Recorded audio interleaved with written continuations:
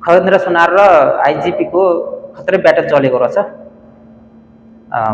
पहिला खगेन्द्र सुनारको कुरा सुनौँ है त। जुरिएकातिर एउटा मान्छेले बोलेको उसमा सबै मान्नेले दोहोरी फर्काइरहने हो भने त्यो सभापतिले रुलिङ गर्ने हो। एउटा सांसदले अर्को सांसदलाई त्यो भन्ने होइन। आरोपितको त्यो प्रवक्ता भएर यहाँ बोल्ने होइन।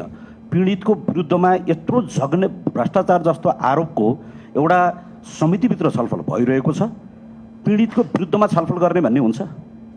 मेरो यति मात्र तपाईँको ध्यान आकर्षण के हो भने कि यो समितिमा यो निवेदन नलिएर आउनुहोस्। थोरै हामीले बाटोमा रोकेर सोधे हो, घर गएर सोधे हो। समितिमा छलफल गर्ने भनेर 5 दिन पहिला पठाएर यी विषयमा छलफल हुँदैन। भ्रष्टाचार लुकेर आएर अब आइजिपी भन्नेहरूले पनि बडा मिठो कुरा गरेर यहाँ सुन्न पाइयो। घिसार्छु भन्ने किसिमको कुन किसिमको पाषाण युगिन मानसिकता बोकेका मान्छेबाट हामी शासित हुँदैछौँ कि बडा दुधले नुहाएका कुरा सुनिन्छ। होइन भने आजसम्म निष्ठापूर्ण काम गरे मान्छेलाई ल्याएर अब यहाँ ल्याएर जीवनलाई दिए भने जीवनलाई दिए भने त स्ट्यान्ड होइन होला। कुनै पनि ठाउँको एउटा सामान्य मर्यादा त हुन्छ होला नि। यहाँ समितिको मर्यादाको खातिर पनि ती त सबै बोलिएन।